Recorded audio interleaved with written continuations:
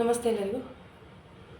So ಈ ಹಿಂದಿನ ವಿಡಿಯೋದಲ್ಲಿ ನಾನು ಒಂದು ಫೇಕ್ ಐ ಡಿ ಬಗ್ಗೆ ಹೇಳಿದೆ. ಸ್ವಾತಿ ಕುಲಾಲ್ ಒಂದು ಜಿರಳೆ. ಅದೇನಾಗಿದೆ ಅಂದರೆ ಇವಳು ಮೋದಿ ವಿರೋಧಿ, BJP ವಿರೋಧಿ, ಕಾಂಗ್ರೆಸ್ ಪಕ್ಷದವಳು. ಸೊ ಇವರಿಗೇನಾಗಿದೆ ಅಂದರೆ ಇವಾಗ ಈ ಜಿರಳೆಗಳ ಕಾಟ ವಿಪರೀತವಾಗಿ ಬಿಟ್ಟಿದೆ ಸೋಷಿಯಲ್ ಮೀಡಿಯಾದಲ್ಲಿ. ಆ ಜಿರಳೆಗಳ ಜೊತೆ ಈ ಸ್ವಾತಿ ಕುಲಾಲ್ ಎಂಬ ಫೇಕ್ ಐ ಡಿ ಸೇರಿದೆ. ಇದು ಸೌಜನ್ಯ ಪರ ಮಹೇಶ್ ಶೆಟ್ಟಿ ತಿಮರೋಡಿಯ ಟೀಮಲ್ಲಿರುವ ಒಂದು ಸದಸ್ಯ. ಹೆಣ್ಣಲ್ಲ, ಅದು ಗಂಡು. ಯಾಕಂದರೆ ಅದರ ಭಾಷೆಗಳು, ನಾಲೆಜ್ಗಳು ನೋಡುವಾಗ ಗಂಡಿನ ಥರ ಇದೆ. ಮತ್ತು 7ನೇ ಕ್ಲಾಸ್ ಅಲ್ಲ, ಸ್ವಲ್ಪ ಎಜುಕೇಟೆಡ್ ಇದೆ. ಯಾಕಂದರೆ ನನ್ನ ಬಗ್ಗೆ ಬಹಳಷ್ಟು ಇನ್ವೆಸ್ಟಿಗೇಷನ್ ಮಾಡಿ ಕೆಲವೊಂದು ಡಿಸಾರ್ಡರ್ಗಳನ್ನೆಲ್ಲ ಹೇಳಿದೆ. ಒಂದು ದೀರ್ಘವಾದ ಪೋಸ್ಟನ್ನು ನೋಡಿದೆ, ಇವತ್ತು ಬೆಳಿಗ್ಗೆ ನೋಡಿದ್ದು. ನಾನು ಕೆಲವರಿಗೆ ಕಳಿಸಿದ್ದೀನಿ ಅದನ್ನು. ನನ್ನ ಬಗ್ಗೆ ತುಂಬ ಇನ್ವೆಸ್ಟಿಗೇಷನ್ ಮಾಡಿದ್ದಾನೆ ಅವ ಗಂಡಸು. ಸೊ ಇದೊಂದು ಕಿರಿಕ್ ಐ ಡಿ. ಅದು ಡಿ ಗ್ಯಾಂಗಿನವರಿಗೆ ಗೊತ್ತು, ಧರ್ಮಸ್ಥಳ ಗ್ಯಾಂಗಿನವರಿಗೆ. ವಿಷಯ ಪ್ರೊಫೈಲ್ ಬ್ಲಾಕ್ ಮಾಡಿದ್ದಾನೆ. ನನ್ನ ಈ ಹೊಸ ಫೇಸ್ಬುಕ್ ಐ ಡಿಯದು ಫ್ರೆಂಡ್ ರಿಕ್ವೆಸ್ಟ್ ಆ್ಯಕ್ಸೆಪ್ಟ್ ಮಾಡಿಲ್ಲ, ಮಾಡೋದೂ ಇಲ್ಲ. ಅವುಗಳಿಗೆ ಅಷ್ಟು ಧೈರ್ಯವೂ ಇಲ್ಲ. ಇನ್ನೊಂದು ಫೇಸ್ಬುಕ್ ಐ ಡಿ ಇದೆ ನನಗೆ. ಸೊ ಕೆಲವರೆಲ್ಲ ನನ್ನನ್ನು ಐ ಡಿ ಬ್ಲಾಕ್ ಮಾಡಿದ್ದಾರೆ ಫೇಸ್ಬುಕ್ಕಲ್ಲಿ, ಯಾಕಂದ್ರೆ ನಾನು ಕಮೆಂಟ್ ಹಾಕ್ತೀನಿ ಅಂತ. ಅವರಿಗೆ ನನ್ನ ಹಳೆ ಐ ಡಿಯಿಂದ ನನಗೆ ಅವರ ಪೋಸ್ಟ್ಗಳನ್ನು ನೋಡಲಿಕ್ಕೆ ಆಗುತ್ತೆ. ಎಕ್ಸ್ಪೆಷಲಿ ಯಾರೆಲ್ಲ ಬ್ಲಾಕ್ ಮಾಡಿದ್ದು ಅಂತ ಹೇಳ್ತೀನಿ. ಒಂದು, ಪ್ರಶಾಂತ್ PRS ಫಸ್ಟಿಗೆ ಬ್ಲಾಕ್ ಮಾಡಿದ್ರು. ಅವರಿಗೆ ನಾನು ಅವರು ವಾಟ್ಸಪ್ ಬ್ಲಾಕ್ ಮಾಡಿದ್ದು ಒಂದು ಮೆಸೇಜ್ ಹಾಕಿದೆ, 2-3 ಮೆಸೇಜ್. ನೀವು ಒಂದು ವಿಷಯದಲ್ಲಿ ಕ್ಲಾರಿಫಿಕೇಷನ್ ಕೊಡಲೇಬೇಕು. ಇಮಿಡಿಯೇಟ್ ಆ ಐ ಡಿ ಬ್ಲಾಕ್ ಆಯಿತು. ಬಟ್ ಪ್ರಶಾಂತ್ PRS ಅವರೇ ನನ್ನ ಇನ್ನೊಂದು ಐ ಡಿಯಿಂದ ನಿಮ್ಮ ಪೋಸ್ಟ್ಗಳನ್ನು ನಾನು ಗಮನಿಸ್ತಿದ್ದೀನಿ ಅಂತ ಯಾವುದೇ ಪೋಸ್ಟ್ಗಳು ನೀವು ಹಾಕಿಲ್ಲ. ಶೈಲಜಾ ಅಮರನಾಥ್ಗೆ ಪೋಸ್ಟ್ಗೆ ನನ್ನ ಬಗ್ಗೆ ಕೆಟ್ಟ ಕಮೆಂಟ್ ಹಾಕೋದಕ್ಕೇ ನಾನು ಹೊಸ ಫೇಸ್ಬುಕ್ ಐ ಡಿ ಕ್ರಿಯೇಟ್ ಮಾಡಿರೋದು. ಯಾಕಂದರೆ ನನ್ನ previous Facebook I D block ಆಗಿರೋದ್ರಿಂದ, ರೆಸ್ಟ್ರಿಕ್ಟೆಡ್ ಆಗಿರೋದ್ರಿಂದ. ಬಟ್ ಶೈಲಜಾ ಅಮರನಾಥ್ ನನ್ನನ್ನು ಬ್ಲಾಕ್ ಮಾಡಿದರು, ಮತ್ತು ಅವರೇ ಅನ್ಬ್ಲಾಕ್ ಮಾಡಿದರು. ನಾನು ಅವರ ವಿಷಯಕ್ಕಿಲ್ಲ, ಅವರು ನನ್ನ ವಿಷಯಕ್ಕಿಲ್ಲ. ರವಿ ಕಾವೂರ್ ಅವರೇ, ನಿಮಗೆ ನಾನು ಕೆಲವೊಂದು ವಿಷಯವನ್ನು ಟ್ಯಾಗ್ ಮಾಡಿದ್ದೀನಿ, ನೀವು ಕ್ಲಾರಿಫಿಕೇಷನ್ ಕೊಡಿ ಅಂತ. ನೀವು ಕೂಡ ನನ್ನ ಐಡಿಯಾನ ಬ್ಲಾಕ್ ಮಾಡಿದ್ದೀರಿ. ಹೋಗಿ, ಧೈರ್ಯ ಇಲ್ಲದವರಿಗೆ ನಮಗೇನು ಮಾಡೋಕ್ಕಾಗಲ್ಲ. ಅನಿತಾ ಕಾಸರಗೋಡು ಜೊತೆ ಮಾತಾಡಬೇಕಿದೆ, ಫೇಸ್ ಟು ಫೇಸ್ ಬನ್ನಿ. ಬಿಕಾಸ್ ನನಗೆ ಯಾವತ್ತೂ ಫೇಸ್ ಟು ಫೇಸ್ ಯುದ್ಧ ಮಾಡೋದು ಇಷ್ಟ. ನನಗೆ ಯಾವುದೇ ಫೇಕ್ ಐ ಡಿ ಇಲ್ಲ. ನನ್ನದೊಂದು ಫೇಸ್ಬುಕ್ ಪೇಜ್ ಇತ್ತು, ಜಸ್ಟಿಸ್ ಫಾರ್ ಸೌಜನ್ಯ ಅಂತ. ಅದು ಈಗ ಆ್ಯಕ್ಟಿವ್ ಇಲ್ಲ. ಅದು ಬಿಟ್ಟರೆ ನಾನು ಇದುವರೆಗೆ ಸೋಷಿಯಲ್ ಮೀಡಿಯಾದಲ್ಲಿ ಯಾವುದೇ ಫೇಕ್ ಐ ಡಿ ಮಾಡಿಲ್ಲ, ಮಾಡಲಿಕ್ಕೂ ಇಲ್ಲ ಇನ್ನು ಮುಂದೆ. ಯಾಕಂದರೆ ನನಗೆ ಧೈರ್ಯ ಇದೆ. ನಾನು ಏನು ಬರಿತಿದ್ರು ಅದು ರಿಯಲ್ ಐ ಡಿಯಿಂದ ಬರಿತೀನಿ.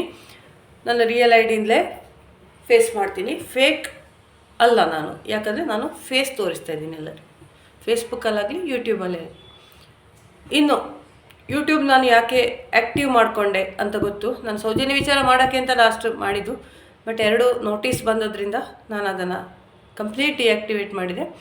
ಸೆಕೆಂಡ್ ಟೈಮ್ ನಮಗೆ ಈ ಹೋರಾಟಗಾರರಿಂದ ಒಬ್ಬರಿಂದ ಚೀಟಿಂಗ್ ಆದಾಗ ಅದನ್ನು ಲೈವ್ ಆಗಿ ಬಂದು ಹೇಳಬೇಕಿತ್ತು. ಅದು ನಾನು ಫೇಸ್ಬುಕ್ ಲೈವ್ ಮೂಲಕ ಬಂದೆ.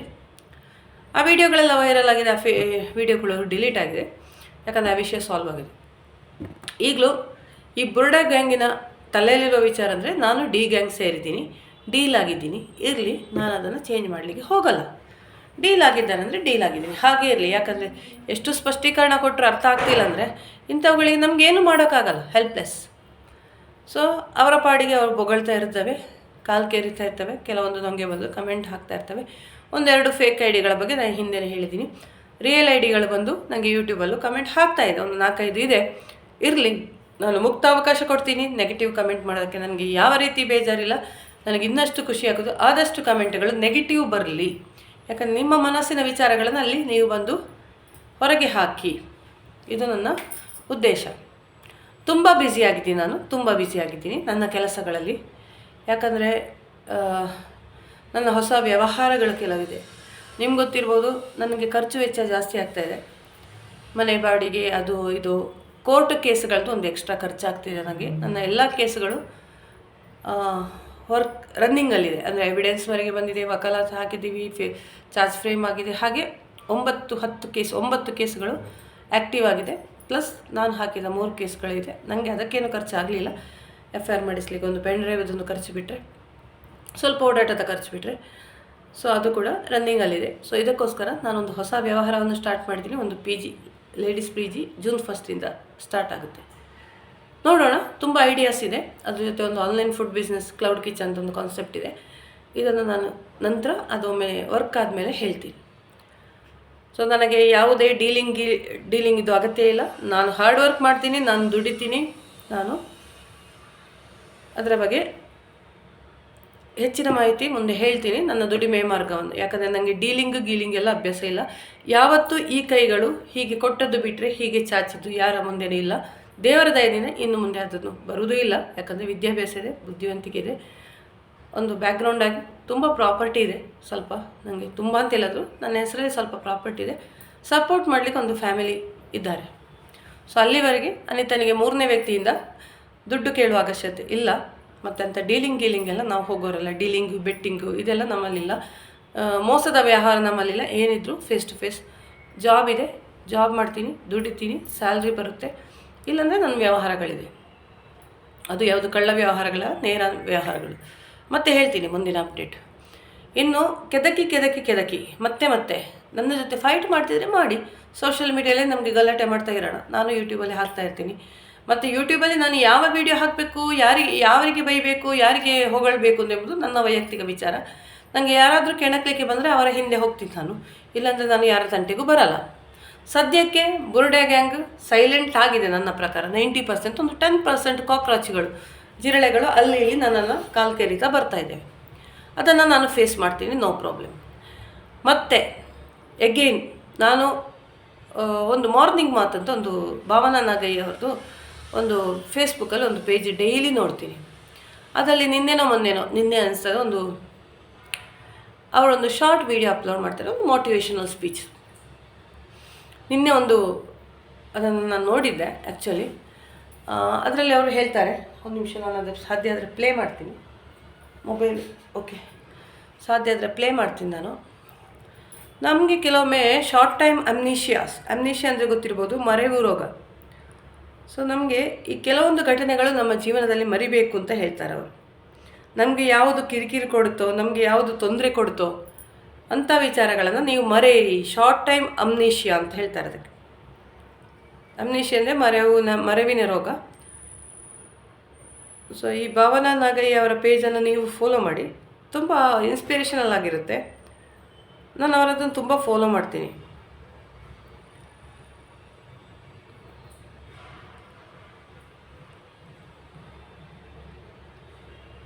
ನೀವು ನೋಡಿ ಸಾಧ್ಯ ಆದರೆ, ಯಾಕಂದರೆ ನೆಟ್ಟು ಸ್ವಲ್ಪ ಸ್ಲೋ ಇದೆ. ಸೊ ನನಗೆ ಈಗ ಪ್ಲೇ ಮಾಡಲಿಕ್ಕಾಗಲ್ಲ.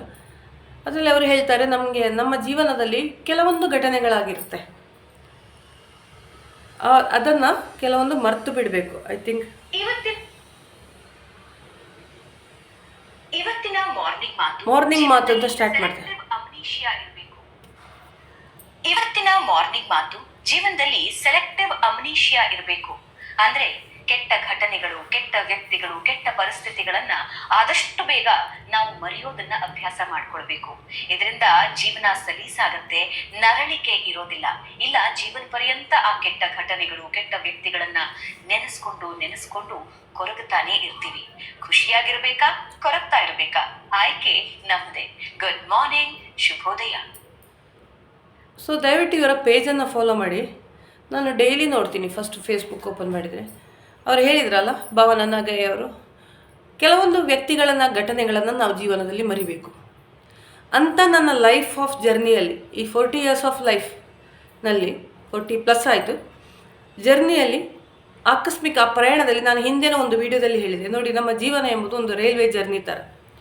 ಸೊ ನನಗೆ ಮಂಗಳೂರಿಂದ ಬೆಂಗಳೂರಿಗೆ ಹೋಗಬೇಕು ಅಂತಂದರೆ, ನಮ್ಮ ಈ ಜೀವನದಲ್ಲಿ ರೈಲ್ವೆಯಲ್ಲಿ ನಾನು ರೈಲ್ ಹತ್ತಿದ್ದೀನಿ ಅಂದರೆ ಅದೊಂದು ಜೀವನ ಪಯಣ ಅಂತ ತಿಳ್ಕೊಳ್ಳಿ. ಅಲ್ಲಿ ಹಲವಾರು ಜನ ನಮ್ಮ ಜೊತೆ ಸೇರ್ತಾರೆ. ಕೆಲವರು 1 ಸ್ಟೇಷನು, 2 ಸ್ಟೇಷನು, 3 ಸ್ಟೇಷನು, ಮೈಸೂರು, ಮಂಡ್ಯನೂ ಇಳಿತಾರೆ. ಸೊ ನಮಗೆ ಆ ವ್ಯಕ್ತಿಗಳ ಜೊತೆಗಿನ ಸಂಬಂಧ ಅಲ್ಲಿವರೆಗೆ ಮಾತ್ರ. ನನಗೆ ಒಬ್ಬರು ಪರಿಚಯ ಆದರು ಅಂದ್ಕೊಳ್ಳಿ, 2 ಸ್ಟಾಪ್ ಕಳೆದು ಅವರು ಇಳಿತಾರೆ. ಅಲ್ಲಿವರೆಗೆ ನಮ್ಮದೊಂದು ಬಾಂಧವ್ಯ ಇರುತ್ತೆ, ಮಾತುಕತೆ ಇರುತ್ತೆ. ಅವರು ಹೋದಾಗ ಅದು ಬಿಟ್ಟು ಹೋಗುತ್ತೆ. ಸೊ ಹಲವಾರು ಜನ ನಮ್ಮ ಜೀವನದಲ್ಲಿ, ಪ್ರತಿಯೊಬ್ಬರ ಜೀವನದಲ್ಲಿ ಬರ್ತಾರೆ. ಫ್ರೆಂಡ್ಸೋ ಇದು ಏನೋ ಆಗಿ ಬರ್ತಾರೆ. ಸತ್ಯ ಹೇಳಿದರೆ ನನಗೆ ಅಟ್ಯಾಚ್ಮೆಂಟ್ಸ್ ತುಂಬ ಕಡಿಮೆ. ನನ್ನ ಅಪ್ಪ ಅಮ್ಮ ಬಿಟ್ಟರೆ, ಅಕ್ಕ ತಂಗಿಯರು ಬಿಟ್ಟರೆ, ನನ್ನದೊಂದು ಸಣ್ಣ ಫ್ಯಾಮಿಲಿ ಬಿಟ್ಟರೆ, ನಾನು ಯಾರ ಜೊತೆನೂ ಅಟ್ಯಾಚ್ಮೆಂಟ್ ಅಂತ ಇಟ್ಕೊಳ್ಳೋದು ಇಲ್ಲ. ಈಗ ಫ್ಯಾಮಿಲಿಯಿಂದಲೂ ನಾನು ಡಿಟ್ಯಾಚ್ಡ್ ಆಗಲಿಕ್ಕೆ ಟ್ರೈ ಮಾಡ್ತೀನಿ. ಯಾಕಂದರೆ ನಮಗೆ ಇಮೋಷ್ನಲಿ ಯಾವುದು ನಮಗೆ ತೊಂದರೆ ಕೊಡ್ತಾ ಇದೆಯೋ ಅದು ನನ್ನ ಜೀವನದಲ್ಲಿ ಇರಬಾರ್ದು ಅಂತ. ನನಗೆ ಏನೋ ನೋವುಂಟು ಮಾಡ್ತಿದೆಯೋ ಅಲ್ಲಾಂದರೆ ಅತಿಯಾಗಿ ಖುಷಿಯೂ ಬೇಡ, ನೋವು ಬೇಡ. ಸೊ ಆದ್ದರಿಂದ ಇಂತಹ ವ್ಯಕ್ತಿಗಳಿಂದ ನಾನು ದೂರ ಇರಲಿಕ್ಕೆ ಆದಷ್ಟು ಟ್ರೈ ಮಾಡ್ತೀನಿ.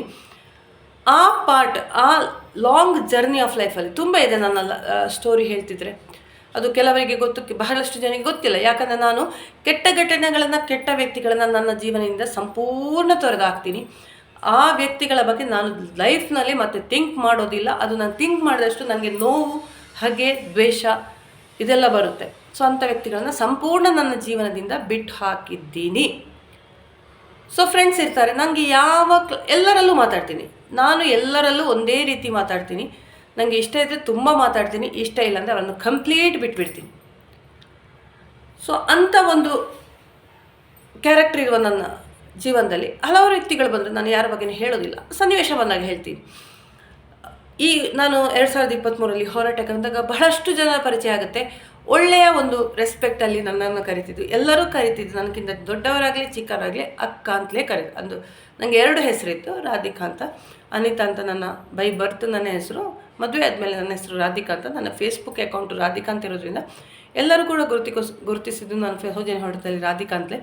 ಕೆಲವರಿಗೆ ಗೊತ್ತು ಅನಿತಾ ಅಂತ. ಈಗ ಎಲ್ಲರೂ ಅನಿತಕ್ಕ, ರಾಧಿಕಾ ಅಕ್ಕ ಅಥವಾ ಮೇಡಮ್, ಇದು ಬಿಟ್ಟರೆ ನನ್ನನ್ನು ಬೇರೆ ರೀತಿಯಲ್ಲಿ ಕೆಟ್ಟದಾಗಿ ಸಂಬೋಧನೆ ಮಾಡಿಲ್ಲ. ಕೆಲವರು ನನಗಿಂತ ದೊಡ್ಡ ವ್ಯಕ್ತಿಗಳು ಮಾತ್ರ ನೀನು ಅಂತ ಹೇಳಿದ್ಬಿಟ್ರೆ ಎಲ್ಲರೂ ರೆಸ್ಪೆಕ್ಟ್ ಕೊಟ್ಟೇ ಮಾತಾಡಿದ್ದಾರೆ ಸೌಜನ್ಯ ಹೋರಾಟದಲ್ಲಿ. ಒಂದು ಕೆಟ್ಟ ಸನ್ನಿವೇಶ, ಒಂದು ಕೆಟ್ಟ ವ್ಯಕ್ತಿಯ ಪರಿಚಯ, ಒಂದು ಕೆಟ್ಟ ಘಟನೆ ಅದರಲ್ಲಿ ಆಯಿತು. ನಾನು ಹೊರಗೆ ಬಂದೆ. ಹೊರಗೆ ಬಂದ ಮೇಲೆ ನನ್ನನ್ನು ವಿಪರೀತ ಟಾರ್ಚರ್ ಇವರು ಕೊಟ್ಟರು ನನಗೆ. ಅದಕ್ಕೋಸ್ಕರ ಸಂಪೂರ್ಣವಾಗಿ ಇವರಿಗೆ ಎದುರು ನಿಂತೆ ನಾನು. ಯಾರಿಗೆ? ಈ ಸೌಜನ್ಯ ಪರ ಹೋರಾಟಗಾರರಿಗೆ, ಬುರುಡೆ ಗ್ಯಾಂಗಿನ ವ್ಯಕ್ತಿಗಳಿಗೆ. ಕೆಲವೊಂದು ಜನ ಪರ್ಸ್ನಲಿ ಕಾಂಟ್ಯಾಕ್ಟ್ ಇದ್ದಾರೆ. ಸೌಜನ್ಯ ಹೋರಾಟಗಾರರಾಗಿ ನಾವು ಮಾತಾಡಲ್ಲ, ಪರ್ಸ್ನಲಿ ಮಾತಾಡ್ತೀವಿ, ಗೊತ್ತಿದೆಯಲ್ಲ. ಸೊ ಆ ಒಂದು ಘಟನೆ ನನ್ನ ಸೌಜನ್ಯ ಪರ ಹೋರಾಟಕ್ಕೆ ಬಂದ ಮೇಲೆ ನನ್ನ ಜೀವನದಲ್ಲಿ ಆದ ಆ ಒಂದು ವ್ಯಕ್ತಿಯಿಂದ ಆದ ನನಗೆ ತೊಂದರೆಗಳು, ಮಾನಸಿಕ ನೋವುಗಳು, ನನ್ನ ಹೆಸರು ಹಾಳು ಮಾಡಲಿಕ್ಕೆ ಆ ವ್ಯಕ್ತಿ ಪಟ್ಟ ಪ್ರಯತ್ನ, ಅದಕ್ಕೆ ನಾನು ಹೋರಾಡಿದ್ದು ಇನ್ನೂ ಸಹ ನಡೀತಾ ಇದೆ. ಒಂದು ರೀತಿಯಲ್ಲಿ ಅದು ಕೆಣಕ್ತಾನೆ ಇದ್ದಾರೆ. ನೋಡೋಣ, ಅದು ನಾನೊಬ್ಬಳೇ ಫೇಸ್ ಮಾಡ್ತೀನಿ. ಏನಿದ್ರು ನಾನಾಗಿ ಅವರ ವಿಷಯಕ್ಕೆ ಹೋಗಲ್ಲ. ಅವರು ನನ್ನ ವಿಷಯಕ್ಕೆ ಬಂದರೆ ನಾನು ಬಿಡುವ ಪ್ರಶ್ನೆಯೂ ಇಲ್ಲ. ಅದು ಯಾವುದು ಏನು ಸನ್ನಿವೇಶ ಅಂತ ಈ ಮುಂದಿನ ವಿಡಿಯೋಗಳಲ್ಲಿ ನಾನು ಹೇಳ್ತೀನಿ. ಯಾಕಂದ್ರೆ ನನಗೆ ತುಂಬ ಸಬ್ಸ್ಕ್ರೈಬರ್ಸ್ ಇದ್ದರು. ಕೆಲವೆಲ್ಲ ನನಗೆ ಕಮೆಂಟ್ ಮಾಡ್ತಾರೆ ಗೊತ್ತಿದ್ದವರು, ಏನಾಯ್ತಕ್ಕ, ಯಾಕೆ ನೀವು ಹೋರಾಟದಿಂದ ಹಿಂದೆ ಸರಿದ್ರಿ, ಹಲವಾರು ಬಾರಿ ವಿಚಾರಗಳನ್ನು ಹೇಳಿದ್ದೀನಿ. ನನ್ನ ಮತ್ತು ಹೋರಾಟಗಾರರ ನಡುವೆ ಇರುವ ಭಿನ್ನಾಭಿಪ್ರಾಯಗಳು ಸಂಪೂರ್ಣ ಹೊರಗೆ ಬಂದ ಮೇಲೆ, ನಾನು ವಿಷಯ ಇನ್ನೂ ಮತ್ತಷ್ಟು ಹೇಳಲಿಕ್ಕಿದೆ ನನಗೆ ಹೋರಾಟದ ಬಗ್ಗೆ. ಬಂದ ಮೇಲೆ ಇತ್ತೀಚೆಗೆ ಮೇ 18ಕ್ಕೆ ನನ್ನದೊಂದು ಕೇಸ್ ಇದೆ ಬೆಳ್ತಂಗಡಿಯಲ್ಲಿ. ಆ ಕೇಸಿನ ದಿವಸ ನಾನು ನನ್ನ ಸಹೋದ್ಯೋಗಿಯೊಬ್ಬರ ಮನೆಯಲ್ಲಿ ತಂಗಿದ್ದೆ. ಅವರ ಹೆಂಡತಿ, 2 ಮಕ್ಕಳು. ಪಕ್ಕದ ಮನೆ ಮೋಹನ್ ಭಟ್ ಅಂತ ಒಬ್ಬರು, ಅವರ ಮನೆಗೂ ನನ್ನನ್ನು ಕರ್ಕೊಂಡು ಹೋಗಿದ್ರು. ಅವರಿಗೆಲ್ಲ ಈ ನಮ್ಮ ಸಹೋದ್ಯೋಗಿಯವರು ಅನಿತಾ ಕಾಸರಗೋಡು ಬಗ್ಗೆ ಒಂದು ದೊಡ್ಡ ಇಂಪ್ರೆಷನ್ ಕೊಟ್ಟಿದ್ರು. ಇವರು ಸೌಜನ್ಯ ಪರ ಹೋರಾಟಗಾರರು. ಇಲ್ಲ ಶಾನಣ್ಣ, ನಾನು ಅವರು ಶಾನ್ ಅಂತ ಕರೆಯೋದು. ಶಾನಣ್ಣ ಇಲ್ಲ, ನಾನು ಹೋರಾಟದಿಂದ ಹೊರಗೆ ಬಂದಿದ್ದೀನಿ, ನನಗೆ ಅವರ ಸಹವಾಸ ಬೇಡ. ಸೊ ಬಹಳಷ್ಟು ಡಿಸ್ಕಷನ್ ಆಯಿತು. ಒಂದು ಬೆಳ್ತಂಗಡಿ ಪರಿಸರದ ಪರಿಸರದ ಇದ್ಕೊಂಡು ಅವರು ಹಲವಾರು ವಿಚಾರಗಳನ್ನು ನನಗೆ ಹೇಳಿದರು. ಮಹೇಶ್ ಶೆಟ್ಟಿ ತಿಮ್ರೋಡಿ ಎಂಬ ನಾಯಕನ ಬಗ್ಗೆಯೂ ಹೇಳಿದರು. ಅಲ್ಲಿ ನಡೆದಿದ್ದ, ಧರ್ಮಸ್ಥಳದ ನಡೆದಿದ್ದ ಕೆಲವೊಂದು ಘಟನೆಗಳನ್ನು ಅವರು ಹೇಳಿದರು. ಸೊ ನಾನು ಇನ್ನೂ 2 ದಿವಸ ಇರಬೇಕಿತ್ತು ಅಲ್ಲಿ. ಬಟ್ ನನಗೆ ಅರ್ಜೆಂಟ್ ಬೆಂಗಳೂರಿಗೆ ಬರೋದಕ್ಕಿಂತ ಇದರಿಂದ ನನ್ನ ಆರೋಗ್ಯ ಸಮಸ್ಯೆನೂ ಸ್ವಲ್ಪ ಅಲ್ಲಿ ನನಗೆ ವಿಪರೀತ ಶೇಕೆ ತಡ್ಕೊಳ್ಳಿಕ್ಕಾಗಲ್ಲ, ಕಾಲಾವಸ್ಥೆನೂ ಸರಿ ಇಲ್ಲ. ನಾನು ಬೆಂಗಳೂರಿಗೆ 2 ದಿವಸದಲ್ಲಿ ನೆಕ್ಸ್ಟ್ ಡೇನೇ ಬಂದುಬಿಟ್ಟೆ ನಾನು. ಸೊ ಅಲ್ಲಿ ನಾನು ತಿಳ್ಕೊಂಡ ಕೆಲವಾರು ವಿಚಾರಗಳಿದೆ ಈ ಮಹೇಶ್ ಶೆಟ್ಟಿ ತಿಮ್ರೋಡಿ ಅವರ ಮೇಲೆ. ಮತ್ತು ಗಿರೀಶ್ ಮಟ್ಟಣ್ಣ ವ್ಯಕ್ತಿಯನ್ನು ಅಲ್ಲಿ ಯಾರೂ ಆಕ್ಸೆಪ್ಟ್ ಮಾಡಲ್ಲ. ಎಲ್ಲರೂ ಹೇಳೋದು ಒಂದೇ, ಗಿರೀಶ್ ಮಟ್ಟಣ್ಣ ಬುರುಡೆ ಹಿಡ್ಕೊಂಡು ಬರೆದಿದ್ದರೆ, ಆ ಬುರುಡೆ ಪ್ರಸಂಗ ಬರೆದಿದ್ದರೆ ಸೌಜನ್ಯ ಹೋರಾಟ ಚೆನ್ನಾಗಿ ನಡೀತಿತ್ತು. ನಾನು ಹೇಳಿದೆ, ಸೌಜನ್ಯ ಹೋರಾಟಕ್ಕೆ ಬುರುಡೆ ಪ್ರಸಂಗಕ್ಕೂ ಸಂಬಂಧ ಇಲ್ಲ. ಅದು ಮಿಸ್ಟರ್ ಗಿರೀಶ್ ಮಟ್ಟಣ್ಣನವರು ಕ್ರಿಯೇಟ್ ಮಾಡಿದ ಒಂದು ಪ್ರಹಸನ. ಅದು ಅವರಿಲ್ಲಿ ಬೆಂಗಳೂರಲ್ಲಿ ಬಾಂಬಿಟ್ರಲ್ಲ ವಿಧಾನಸೌಧಕ್ಕೆ, ಅದರಲ್ಲೆಲ್ಲ ಇವರ ಇಮೇಜ್ ಎಲ್ಲ ಡ್ಯಾಮೇಜ್ ಆಗಿತ್ತು. ಅದಕ್ಕೋಸ್ಕರ ಸರಿ ಮಾಡೋದಕ್ಕೋಸ್ಕರ ಎಲ್ಲರೂ ಈ ಹೋರಾಟದಲ್ಲಿರುವ ಒಂದು 80% ಜನ, 80% ಜನರ ಹಿನ್ನೆಲೆ ಸರಿ ಇಲ್ಲ. ಒಂದಲ್ಲ ಒಂದು ಕೇಸಲ್ಲಿ, ಮರ್ಡರ್ ಕೇಸಲ್ಲಿ, ಆ ಕೇಸಲ್ಲಿ, ಈ ಕೇಸಲ್ಲಿ ಹೆಸರು ಹಾಳು ಮಾಡಿಕೊಂಡವರು, ರೌಡಿ ಶೀಟರ್ಗಳು ಎಲ್ಲ ಈ ಹೋರಾಟದಲ್ಲಿ ಇರುವವರು. ಇವರು ಒಂಥರ ಹೊಸ ಇಮೇಜ್ ಕ್ರಿಯೇಟ್ ಮಾಡಿಕೊಳ್ಳಿಕ್ಕೆ, ತನ್ನ ಹೆಸರನ್ನು ಒಳ್ಳೆ ರೀತಿಯಲ್ಲಿ ಬೆಳೆಸ್ಕೊಳ್ಳಿಕ್ಕೇ ಈ ಹೋರಾಟಕ್ಕೆ ಬಂದಿರೋದು. ಸೊ ನನಗೆ ಅಂಥ ಹಿನ್ನೆಲೆ ಯಾವುದೂ ಇಲ್ಲ. ಈ ಹೋರಾಟಕ್ಕೆ ಬಂದ ಮೇಲೆ ನನ್ನ ಮೇಲೆ 9 ಕೇಸ್ ಆಗಿರೋದು, FIRಗಳು, ಒಂದು ಡಿಫಮೇಷನ್ ಕೇಸು. ಅದು ಬಿಟ್ಟರೆ 2023ರ ಮೊದಲು ಅನಿತಾ ಕಾಸರಗೋಡು ಎಂಬ ಹೆಸರಲ್ಲಿ ಒಂದು ಕೇಸು ಇಲ್ಲ. ಒಂದು ಇಂತಹ ವಿವಾದಕ್ಕೆ ಬಂದವಳಲ್ಲ, ಇಂತಹ ಹೋರಾಟಕ್ಕೆ ಬಂದವಳಲ್ಲ, ಇನ್ನು ಮುಂದೆ ಹೋಗುವವಳಲ್ಲ. ಸಮಾಜದಲ್ಲಿ ಯಾವುದಾದ್ರೂ ಅನ್ಯಾಯದ ಆದರೆ ನಾನು ಧ್ವನಿ ಎತ್ತುತ್ತೀನಿ ನನ್ನ ಸೋಷಿಯಲ್ ಮೀಡಿಯಾ ಮೂಲಕ. ಅದು ಬಿಟ್ಟರೆ ಒಂದು ಹೋರಾಟಕ್ಕಾಗಲಿ, ಒಂದು ವೈಯಕ್ತಿಕ, ಒಂದು ಪಕ್ಷದ ಪರವಾಗಲಿ, ನಾನು ಯಾವುದೇ ಪಕ್ಷದಲ್ಲಿ ಇಲ್ಲ, ರಾಜಕೀಯ ಪಕ್ಷದಲ್ಲಿ. ಹೋರಾಟಕ್ಕೆ ಬಂದ ಮೇಲೆ ನನಗೊಂದು ಕಮ್ಯುನಿಸ್ಟ್ ಪಕ್ಷ ಕೊಟ್ಟರು, ಸ್ವೀಕರಿಸಿದ್ದೀನಿ. ಕಮ್ಯುನಿಸ್ಟ್ ಪಕ್ಷದ ಸಿದ್ಧಾಂತಗಳು ನನಗೆ ತುಂಬ ಇಷ್ಟ. ಸೊ ನಾನು ಯಾವತ್ತೂ ಕಮ್ಯುನಿಸ್ಟ್ ಪಕ್ಷಕ್ಕೆ ಸಪೋರ್ಟ್ ಮಾಡೋದು. ಅದು ಕೇರಳದಲ್ಲಿ ಕಮ್ಯುನಿಸ್ಟ್ ಗವರ್ಮೆಂಟ್ ಇರಲಿ, ಕಾಂಗ್ರೆಸ್ ಗವರ್ಮೆಂಟ್ ಇರಲಿ, ಕಮ್ಯುನಿಸ್ಟ್ ಪಕ್ಷದ ಸಿದ್ಧಾಂತಗಳು ಯಾವತ್ತೂ ನಾಶ ಆಗಲ್ಲ. ನಾನು ಅದನ್ನು ಗೌರವಿಸ್ತೀನಿ. ಆದರೆ ನನ್ನ ಧರ್ಮವನ್ನು, ನನ್ನ ದೇವರುಗಳನ್ನು ನಾನು ಮನೆಯಲ್ಲಿ ಮಾತ್ರ ಪಾಲಿಸ್ತೀನಿ. ಹಿಂದುತ್ವಕ್ಕೆ ನಾನು ವಿರೋಧ ಅಲ್ಲ, ಬಟ್ ಅದನ್ನು ಪ್ರಚಾರ ಮಾಡ್ತೀರಲ್ಲ ಅದಕ್ಕೆ ನಾನು ವಿರೋಧ. ಯಾಕಂದರೆ ನಾನು ಫಾಲೋ ಮಾಡ್ತಿರೋದು ಒಂದೇ ಧರ್ಮ, ಮನುಷ್ಯತ್ವ, ಮಾನವೀಯತೆ. ಹಿಂದುತ್ವ ಇದೆ ನನ್ನಲ್ಲಿ, ಹಿಂದುವೇ ನಾನು. ಬಟ್ ನಾನು ಹಿಂದುತ್ವವನ್ನು ಕೇಸರಿ ಶಾಲಲ್ಲಾಗಲಿ, ಕೇಸರಿ ನಾಮದಲ್ಲಾಗಲಿ ಪ್ರಚಾರ ಮಾಡೋದು ಇದು ನನಗೆ ತೀರಾ ಇಷ್ಟ ಇಲ್ಲ. ಇದಕ್ಕೆ ನಾನು ಹೋರಾಟದಲ್ಲಿರುವಾಗಲೇ ಹಲವಾರು ಬಾರಿ ನನ್ನ ಪ್ರತಿಕ್ರಿಯೆಗಳನ್ನು ವ್ಯಕ್ತಪಡಿಸಿದ್ದೀನಿ. ಯಾವನೇ ಒಬ್ಬನು ಕೇಸರಿ ಶಾಲ್ ಹಾಕ್ಕೊಂಡು, ಕೇಸರಿ ನಾಮ ಹಾಕ್ಕೊಂಡು ನಾನು ಹಿಂದೂ ಅಂತ ಹೇಳಿದರೆ ನಾನು ಅವನನ್ನು ಒಪ್ಪಿಕೊಳ್ಳುವುದಿಲ್ಲ. ನನಗೆ ಹಿಂದೆ ಒಬ್ಬರು 2 ವರ್ಷದ ಹಿಂದೆ ಪುನೀತ್ ಸುವರ್ಣ ಅವರು ಕಾಲ್ ಮಾಡಿದ್ರು, ಹಿಂದೂ ಮಹಾಸಭೆ. ಮೇಡಮ್ ನೀವು ಹಿಂದೂಗಳ ಬಗ್ಗೆ ಬರಿತೀನಿ, ಇನ್ನೂ ಸಹ ಬರಿತೀನಿ. ಹಿಂದುತ್ವ ಅಂತ ಪ್ರದರ್ಶನ ಮಾಡಿದರೆ ಮತ್ತಷ್ಟು ಬರಿತೀನಿ. ವೇದವ್ಯಾಸ ಕಾಮತ್ರ ಬಗ್ಗೆ ಮಾತಾಡ್ತೀರಿ, ಭರತ್ ಶೆಟ್ಟಿ ಅವ್ರ ಬಗ್ಗೆ ಮಾತಾಡ್ತೀರಿ, ಶರಣ್ ಪಂಪೋಲ್ ಬಗ್ಗೆ ಮಾತಾಡ್ತೀರಿ. ಏನ್ರಿ ಇವರೆಲ್ಲ ಮಾಡೋದು? ಹಿಂದೂ ಮುಸ್ಲಿಂ ನಡುವೆ ಕಿಚ್ಚು ತಂದಿಡೋದು, ಹೋರಾಟ ಮಾಡೋದು, ಭಾಷಣ ಮಾಡೋದು, ಕಿಚ್ಚು ತಂದಿಡೋದು, ಅವರ ನಡುವೆ ಬೆಂಕಿ ಹಚ್ಚೋದು, ಅವರ ನಡುವೆ ಒಂದು ಗಲಾಟೆ ಸೃಷ್ಟಿ ಮಾಡೋದು, ಇದೆಲ್ಲ ಹಿಂದುತ್ವದ ವ್ಯಕ್ತಿಗಳು ಮಾಡುವ ಕೆಲಸ. ಸೊ ಇದನ್ನು ಖಂಡಿತ ನಾನು ವಿರೋಧಿಸ್ತೀನಿ. ಅದಕ್ಕೆ ನನಗೆ ಕಾಂಗ್ರೆಸ್ ಮತ್ತು ಕಮ್ಯುನಿಸ್ಟ್ ಪಕ್ಷ ಇಷ್ಟ ಆಗೋದು ಇದೊಂದೇ ವಿಷಯಕ್ಕೆ. ಯಾಕಂದರೆ ಇದು ಭಾರತ ದೇಶ, ನಾವು ಭಾರತೀಯರು. ಇಲ್ಲಿ ಸರ್ವ ಜನಾಂಗದ ಶಾಂತಿಯ ತೋಟ ಅಂತಿದೆ. ಕ್ರಿಶ್ಚಿಯನರು, ಹಿಂದೂ, ಮುಸ್ಲಿಂ ಇದು 3 ಸಂಘಟನೆಗಳು ಒಟ್ಟು ಸೇರಿನೇ ಒಂದು ಸುಂದರವಾದ ಒಂದು ಭಾರತ ದೇಶ ಆಗಿದ್ದು, ಎಲ್ಲರೂ ಅದರಲ್ಲಿ ಪಾಕಿಸ್ತಾನದಿಂದ ಬಂದವರು ಇರ್ಬೋದು, ಯಾರು ಒಂದು ಭಾರತಕ್ಕೆ ಬಂದ ಮೇಲೆ ನಾವು ಭಾರತೀಯ ಸಂಸ್ಕೃತಿಯನ್ನು ಗೌರವಿಸ್ತೀವಿ. ಭಾರತೀಯ ಧರ್ಮದಲ್ಲಿ ಹಿಂದೂ ಅತಿ ಪುರಾತನವಾದ ಧರ್ಮ, ಅದನ್ನು ಪ್ರಚಾರ ಮಾಡಬೇಕಾದ ಅಗತ್ಯ ಇಲ್ಲ. ಯಾಕಂದರೆ ಹಿಂದುತ್ವ ಯಾವತ್ತೂ ಉಳಿತದೆ, ಅಳಿವಿನ ಅಂಚಿನಲ್ಲಿ ಇಲ್ಲ, ಅದು ಅಳಿಯುವುದೂ ಇಲ್ಲ. ಹಲವಾರು ಮೂಲತಃ ಪ್ರತಿಯೊಬ್ಬರು ಹಿಂದೂ ರಾಷ್ಟ್ರದಲ್ಲಿ ಹಿಂದೂಗಳಾಗೇ ಇದ್ದವರು. ಮತ್ತು ಕೆಲವರು ಜನ ಕನ್ವರ್ಟ್ ಆದರು, ಕೆಲವರು ಕ್ರಿಶ್ಚಿಯನ್ ಧರ್ಮವನ್ನು ಸ್ವೀಕರಿಸಿದ್ರು, ಮುಸ್ಲಿಂ ಧರ್ಮವನ್ನು ಸ್ವೀಕರಿಸಿದ್ರು. ಅದೀಗ ಒಂದು ಒಗ್ಗಟ್ಟಿನಲ್ಲಿ ನಡೀತಾ ಇದೆ. ಅದೇ ಥರ ಇರಲಿ.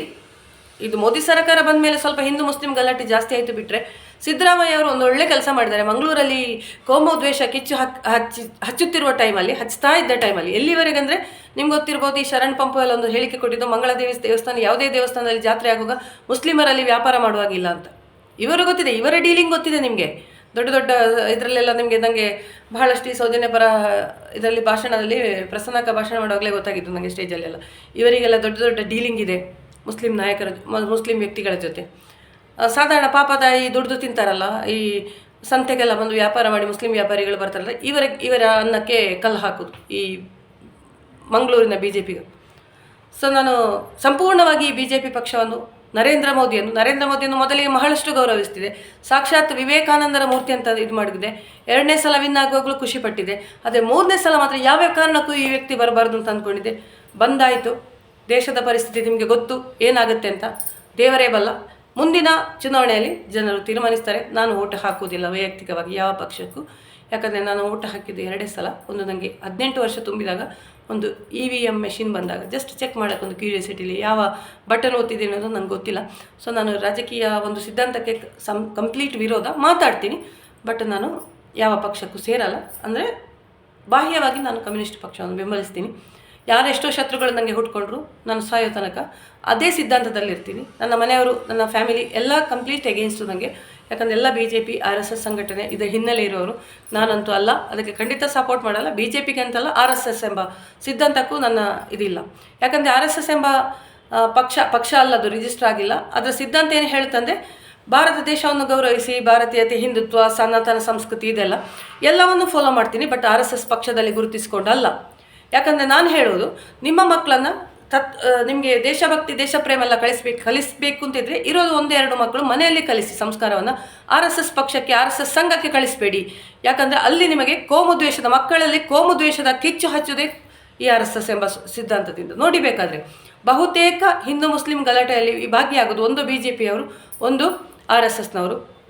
ಆ ಕಾರ್ಯಕರ್ತರು ತಮ್ಮ ಜೀವನವನ್ನು ಇಡೀ ಹಾಳು ಮಾಡ್ಕೊಂಡಿದ್ದಾರೆ. ನಾನು ಬೇಕಾದರೆ ಕೆಲವೊಂದು ಘಟನೆಗಳನ್ನು ಹೇಳ್ತೀನಿ. ಈಗ 40-45 ವರ್ಷ ಆದರೂ ಮದುವೆ ಆಗದಿದ್ದಾರೆ, ಈಗ ಹೇಳ್ತಿದ್ರೆ ಅಕ್ಕ ಯಾವುದಾದ್ರೂ ಹುಡುಗಿದ್ರೆ ಹೇಳಿ ಅಂತ. ನಾನು ಒಂದೇ ಹೇಳಿದ್ದು, ಆ ಟೈಮಲ್ಲಿ ನೀವು RSS ಪಕ್ಷ ಸೇರೋ ಬದಲು ನೀವು ಶಾಲೆಗೆ ಹೋಗಿ ಸರಿಯಾಗಿ ಕಲಿತಿದ್ರೆ, ನೀವು ಒಳ್ಳೆ ಜಾಬ್ ತಗೊಂಡಿದ್ರೆ, ನೀವು ಮದುವೆ ಆಗುವ ಪ್ರಾಯದಲ್ಲಿ ಮದುವೆ ಆಗ್ತಿದ್ರೆ, ಈಗ ಮದುವೆಯಾಗಿ 2-3 ಮಕ್ಕಳಾಗ್ತಿತ್ತು ನಿಮಗೆ ಅಂತ ಕರೆಕ್ಟ್ ಹೇಳಿದ್ರಿ ಅಕ್ಕ ಅಂತ ಹೇಳಿದ್ರು ಒಬ್ಬರು.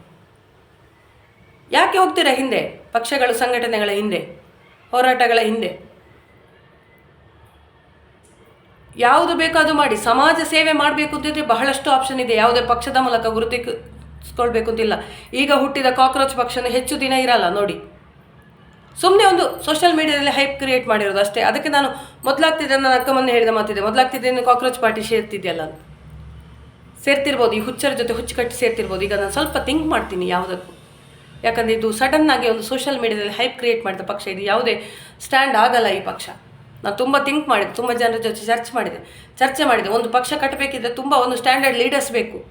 ಇದರಲ್ಲಿ ಯಾರೂ ನಮ್ಮವರಿಲ್ಲ. ಇದು ಭಾರತದಲ್ಲಿ ಕೆಲವು ಈ ಬುರ್ಡೆ ಗ್ಯಾಂಗಿನಂಥ ಕೆಲವು ಬುದ್ಧಿ ಇಲ್ಲದ ಜೀವಿಗಳು ಹೋಗಿ ಇದರ ಜೊತೆ ಸೇರಿಕೊಂಡಿದೆ.